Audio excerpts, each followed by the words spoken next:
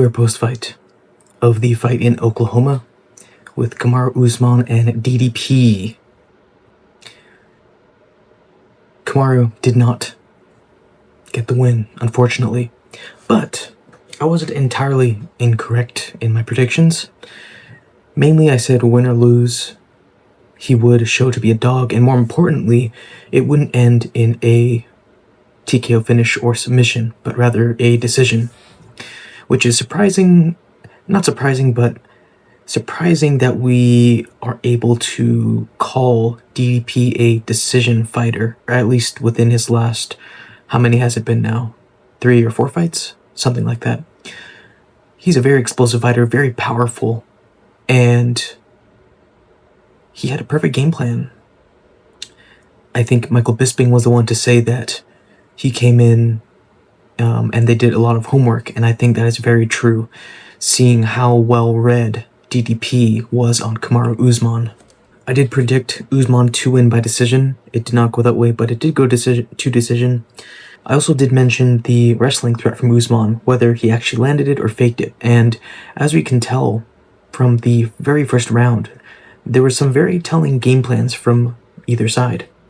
Now, Kamaru Usman definitely trained and drilled the faking of that, the leg grab, and it ended up costing him a lot. Now, I don't know if it's necessarily something that he trained for this fight, because we have seen him do that for his go-to in many other fights. Now, for DDP, the rear knee was something that he threw straight from round 1, and it was connecting and working for him all fight. Same thing with the left head kick from either stance, both southpaw and orthodox. And it was something that Usman was even blocking, but even with him blocking, he was not able to find an answer for it, nor counter it. At a certain point, I believe round 3, he even got frustrated and was kind of saying something. I don't know what he was saying, but it reminded me of when Canelo was fighting Terence Crawford, and at a certain point, he was doing his usual slips and turning his head, and he got caught. And when he got caught, he was kind of shaking his head, and I think that was frustration on both Canelo and Kamaru's part, that they didn't have an answer for what they were dealing with. Now, another thing that I considered was the clinch and control against the fence, which DDP handled perfectly. Each time, the few times that they went against the fence, or Kamaru had him against the fence, easily, quickly got wrist control, circled out to the right. Was absolutely zero problem. Overall, I did say that this fight would be entertaining. It would show that Usman is a dog. He survived all 5 rounds and went to decision, and although he lost and he got rocked countless times, I'm surprised, and the commentators were surprised as well, how well he stayed in there and how much grit and heart he had, to the point where at the end of round 5, the last 10 seconds or so, he was actually the one hunting for the finish. Now, for much of the fight, the stance switching from DDP, as well as that rear knee, dictated so much of the fight. Kamaru didn't have any answer. He stayed in orthodox most of the time. I would have been interested in seeing Kamaru mirroring his stance, so that whenever DDP went southpaw, he would go southpaw as well. That way, whenever he would lean down to pick up his leg, it would be towards the front leg and not the rear. And that, in conjunction with him leaning and dipping so much, both when he would go to grab as well as when they would get into exchanges, proved to be a problem, and he got caught with the knee so many times. Another thing that I did see is that in their exchanges, after the first strike from DDP, Kamaru has a habit of dipping a lot. And so he would dip, and at a certain point, I believe in round 2, DDP even picks us up. He goes into southpaw. He throws a jab, which it was a purposeful jab, but at the same time, he immediately threw that rear knee, and it caught Usman straight on, and I believe it rocked him. And DDP just had a very strong jab. He was throwing not even just the typical jab, but stiff jabs, jumping into it, putting weight into it, and it caught Kamaru Usman.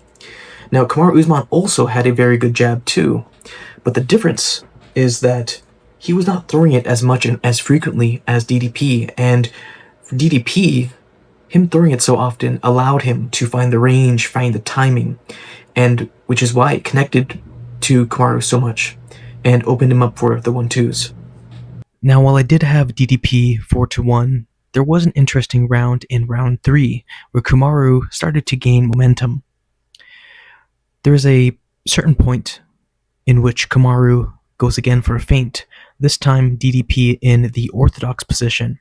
He grabs his lead leg, and the feint finally pays off. He falls. The first time he doesn't fall to his knees, but the second time he fully falls to his knees.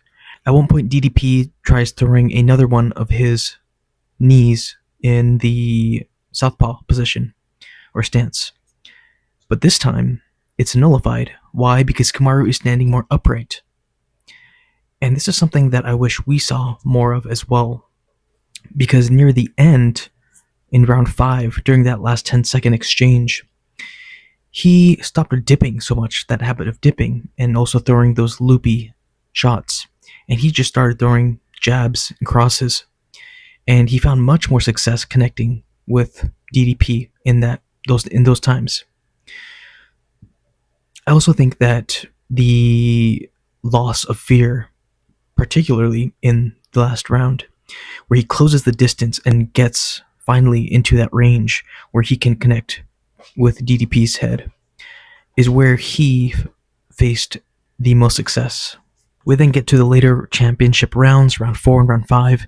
In round 4, he just gets rocked by I think it was a southpaw head kick, and then after that, DDP goes into lead orthodox and throws head kick again. And at that point, Kamaru, the entire fight, had no answer for those head kicks, and so DDP is just spamming them over and over, and they're just money. So an interesting detail in round 4, he was not successful with a takedown. However, DDP goes to throw a knee. Kamaru was not shooting, but he sees him up with his knee, and right as he's doing that, he then steps in and goes for a takedown. While it wasn't successful, he was much closer, and it was a lot more successful in getting him to DDP's body. And so it would have been nice seeing him step in like that more, or just blast singles and doubles like that, rather than just trying to grab his knee naked. Now, overall, I predicted 5 people in this card. 4 of 5 were right, but no matter what, you can never say that Kamaru Usman is not a dog, because he is certainly. Now, what's next for them?